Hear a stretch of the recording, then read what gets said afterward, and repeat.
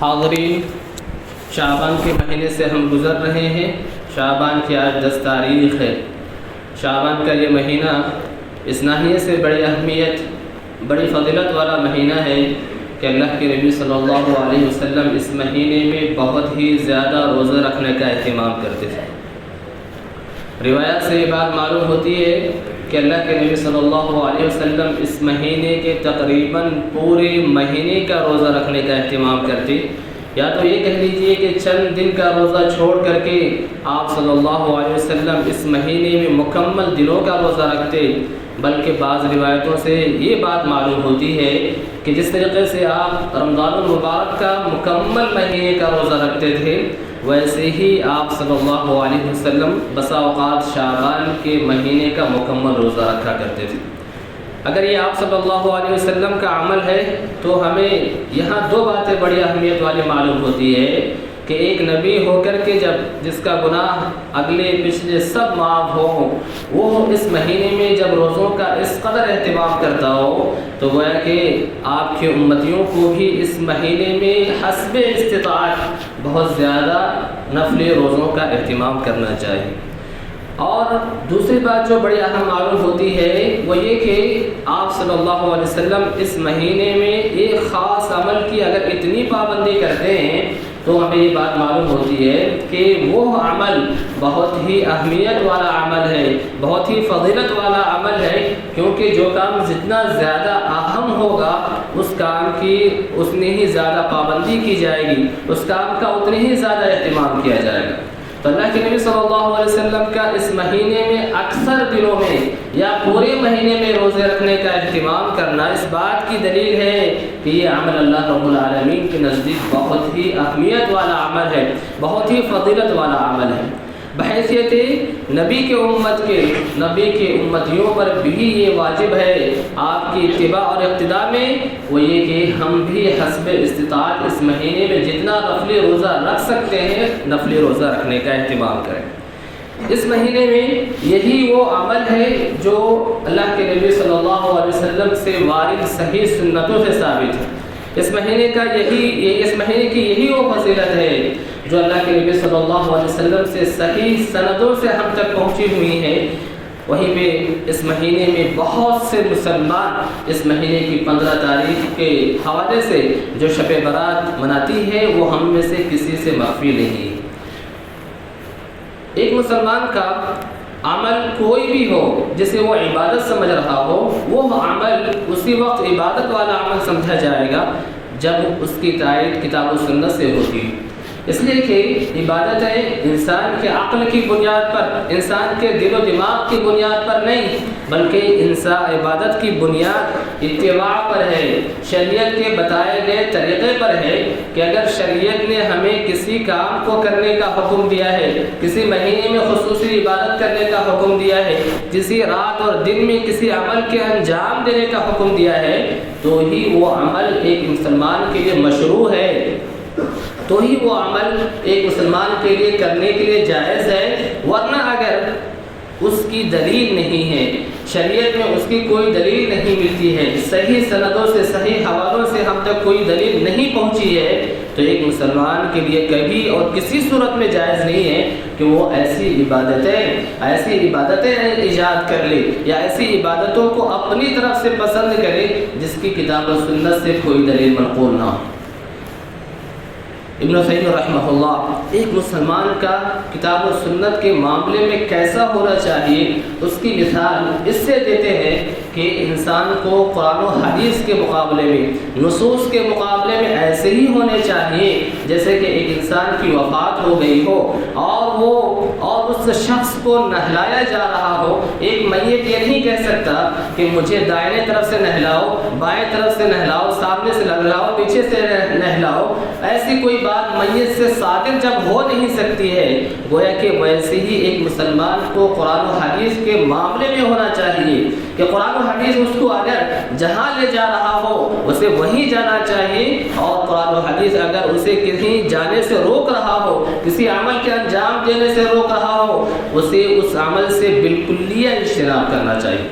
اس لیے کہ ایک بندے کو کیا عمل کی ضرورت ہے، ایک بندے کے لیے کیا عبادت مفید ہے، بندے کے اللہ رب العالمین سے زیادہ اس کو بہتر کیا ہے، اس کے لیے اللہ رب العالمین سے کوئی بہتر نہیں جانتا ہے۔ اس لیے کہتے ہیں کہ بندے کی بہتری بندے کے رب سے زیادہ کوئی نہیں جان سکتا ہے۔ اللہ رب العالمین یہ بہتر طور پر جانتے ہیں کہ ایک انسان کو کیا بہتر، کہ ایک انسان کے لیے کیا بہتر ہے اور ایک انسان کے لیے کیا بہتر نہیں ہے، یہ اللہ رب العالمین سے بہتر کون جان سکتا ہے۔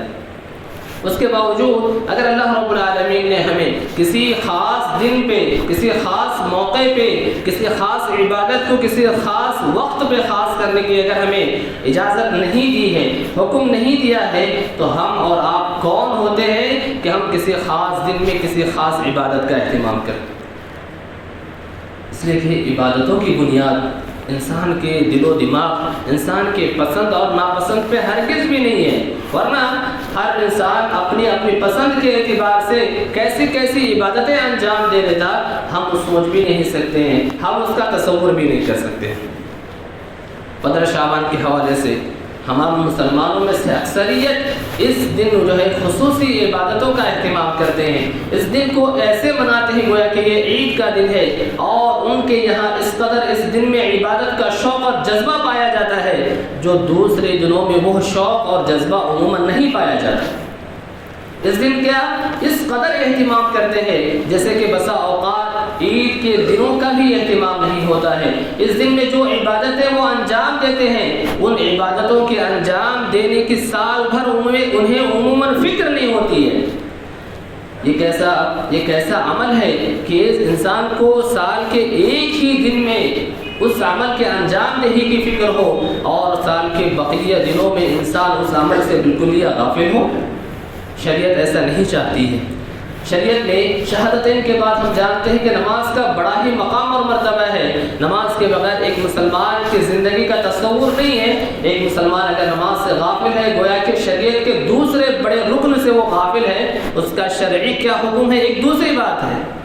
لیکن اس کے باوجود انسان پہ اللہ رب العالمین نے ہر دن نماز فرض قرار دیا ہے۔ ایسا نہیں کہ سال میں ایک مرتبہ نماز پڑھ لیا جائے کافی ہو جائے گا، ایسی بات بھی نہیں ہے، بلکہ ہم جانتے ہیں کہ نماز جب ایک مسلمان پہ فرض قرار دیا گیا تھا تو وہ 50 وقتوں کی نماز فرض قرار دیا گیا تھا۔ یعنی یہ عمل اتنا محبوب ہے اللہ رب العالمین کے نزدیک۔ عبادتیں اللہ تعالیٰ کو نے جو مقرر کی ہے وہ ہمیشہ اور ہر وقت کے لیے، ہر دن کے لیے، ایک دن کے لیے خاص نہیں۔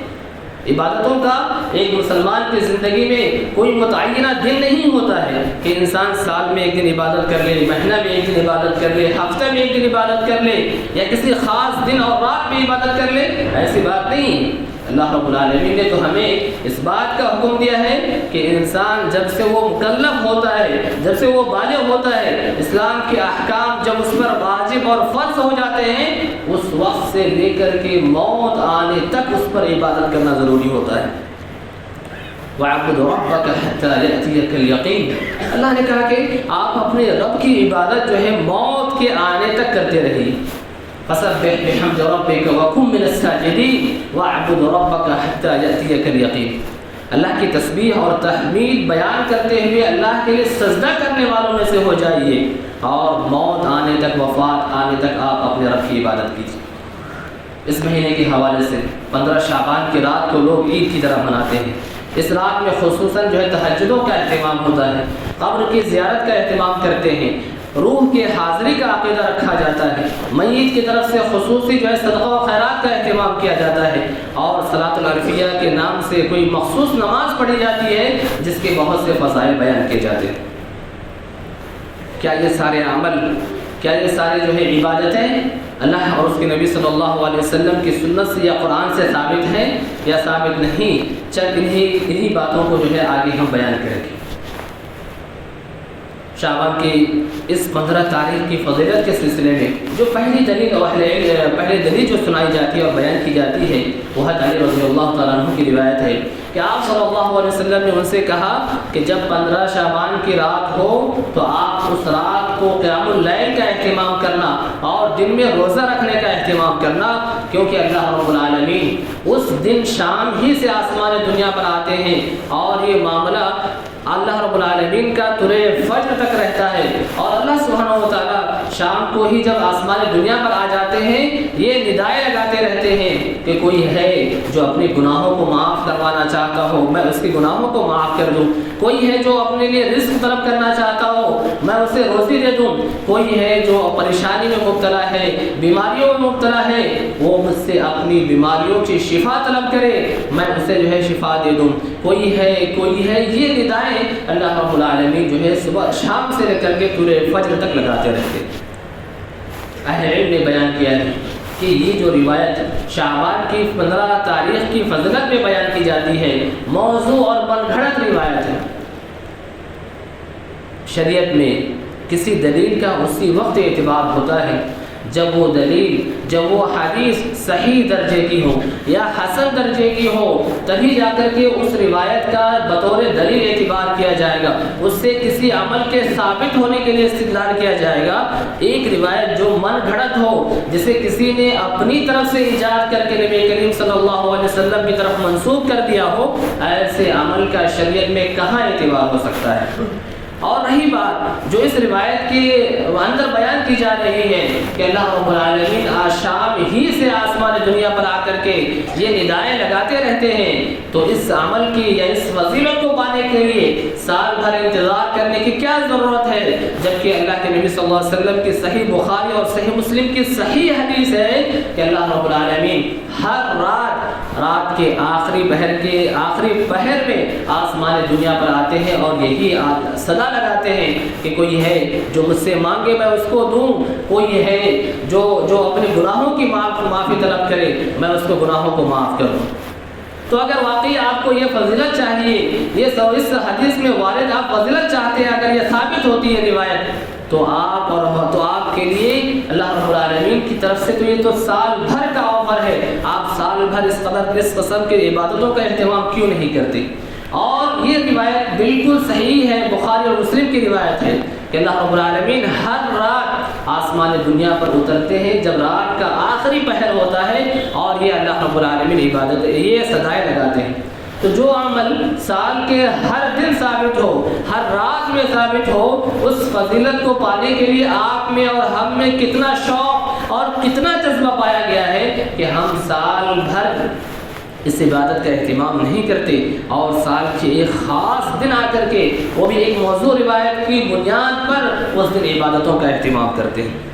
ہمارا عمل صحیح حدیث کے مقابلے میں کہاں ہے کہ ہم ایک ضعیف روایت کا سہارا لے کر کے اس قدر عبادتوں کا اہتمام کرتے ہیں؟ ہمیں تو اور آپ کو تو یہ چاہیے تھا کہ اس صحیح حدیث کی بنیاد پر سال کے ہر رات اللہ رب العالمین کی خاطر تہجدوں کا اہتمام کرتے، اللہ رب العالمین کے خاطر نفل عبادتوں کا اہتمام کرتے، لیکن ہم میں سے چند ہی لوگوں کو ہر رات قیام اللیل یا تہجد کی توفیق ہوتی ہے۔ اسی طریقے سے 15 شعبان کی فضائل میں جو روایتیں بیان کی جاتی ہیں، ایک دوسری دلیل یہ ہے کہ حضرت عائشہ رضی اللہ تعالیٰ عنہ کہتی ہیں کہ میں نے نبی کریم صلی اللہ علیہ وسلم کو ایک رات اپنے گھر سے غائب پایا، فقط تو رسول اللہ صلی اللہ علیہ وسلم ذات لیلہ، ایک رات میں نے نبی کریم صلی اللہ علیہ وسلم کو جو میری باری کے دن تھے اس دن میں نے گھر میں نہیں پایا، تو آپ رضی اللہ تعالیٰ عنہ آپ صلی اللہ علیہ وسلم کو ڈھونڈنے کے لیے نکل گئے،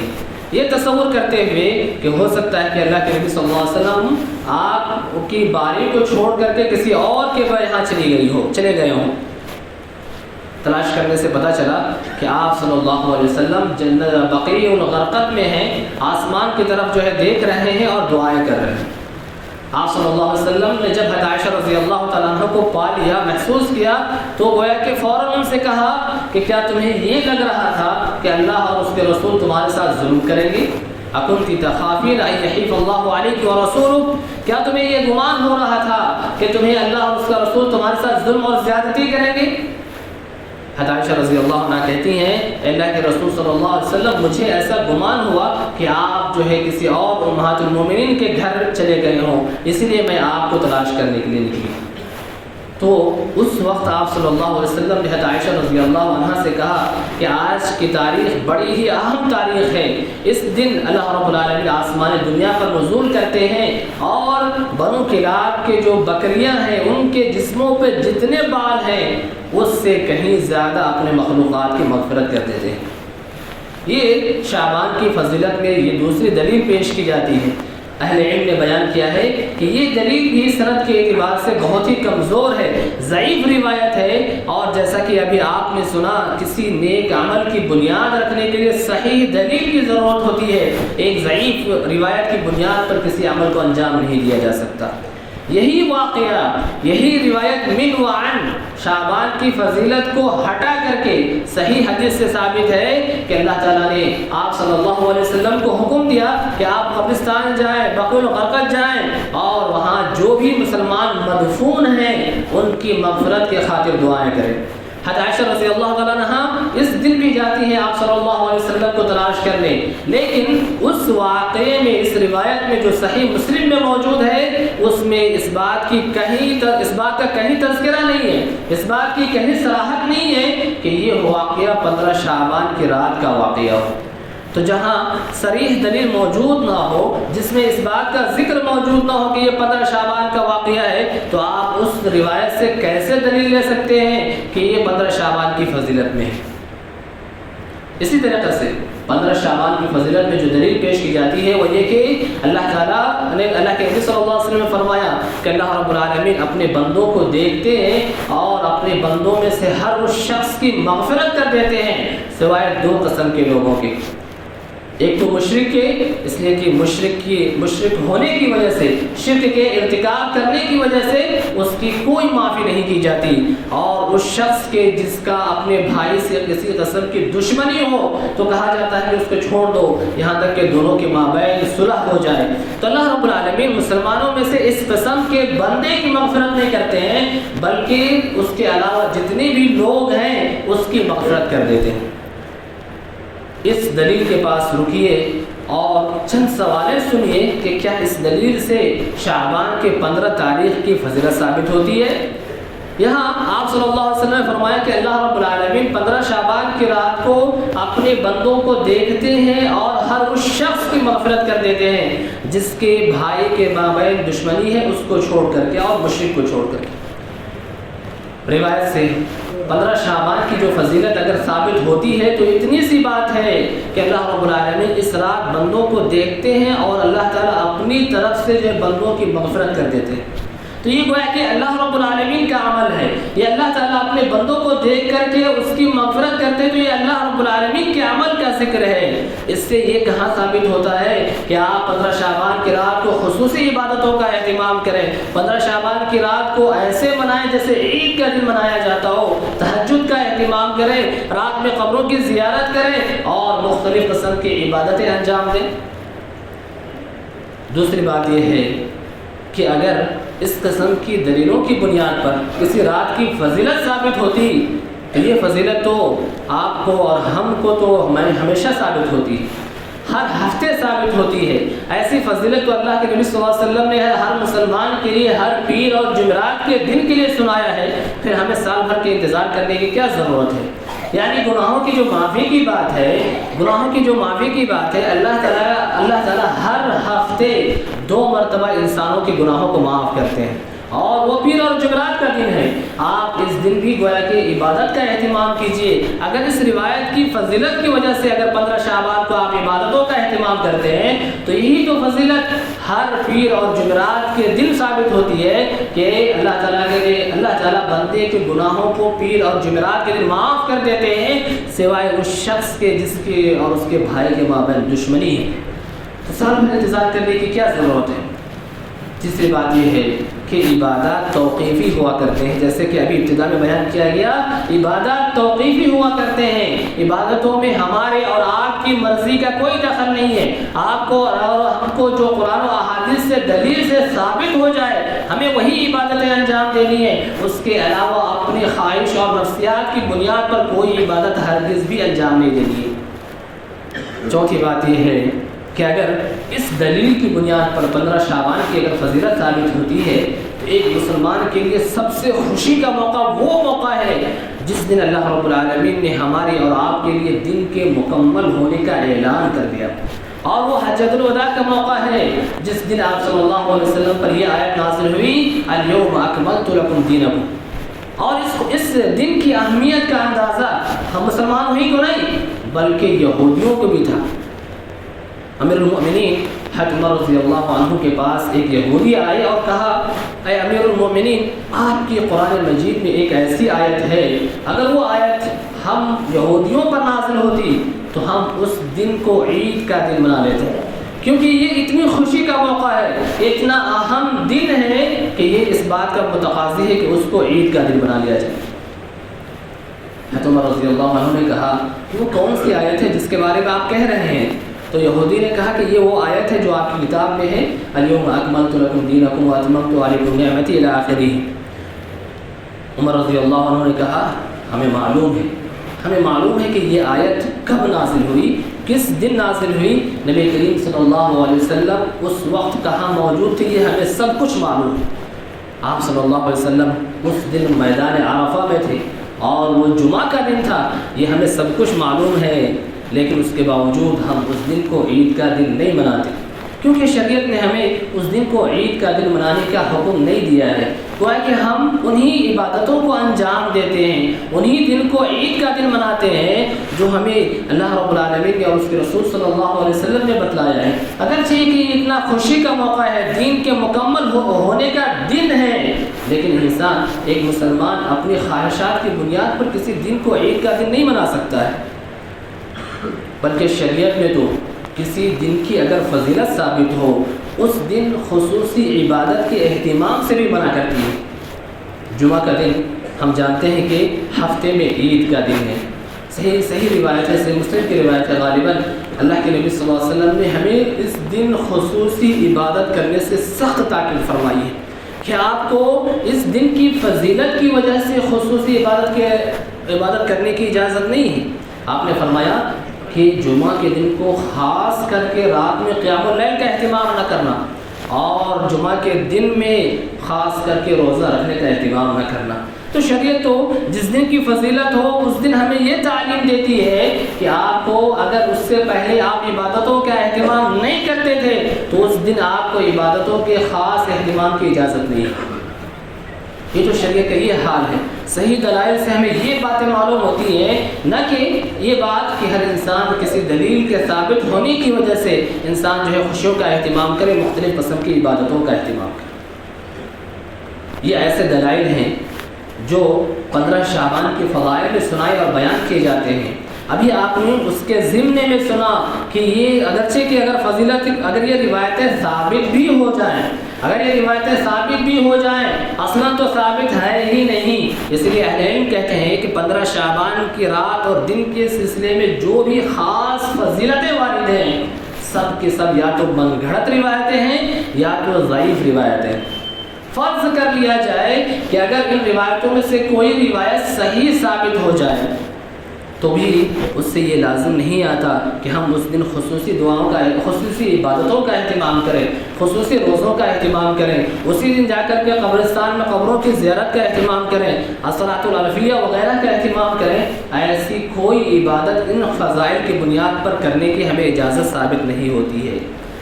قبروں کی زیارت کا اگر معاملہ ہے تو آپ صلی اللہ علیہ وسلم نے کہا کہ بھائی میں نے تو تمہیں قبروں کی زیارت سے منع کیا تھا، قبروں کی زیارت سے منع کرنے کی وجہ ابتدائی اسلام میں جو بھی رہی ہو، شرک کا دروازہ رہا ہو، اب شرک کا جو خوف تم پہ تھا وہ ختم ہو گیا۔ اب اگر آپ کو قبروں کی زیارت کرنی ہے تو آپ ضرور کریں، اور فائدہ بھی بتلایا کہ ہاں قبروں کی زیارت ہوتی رہنی چاہیے، کیونکہ اس سے انسان کو موت کی یاد آتی ہے۔ فَإِنَّهَا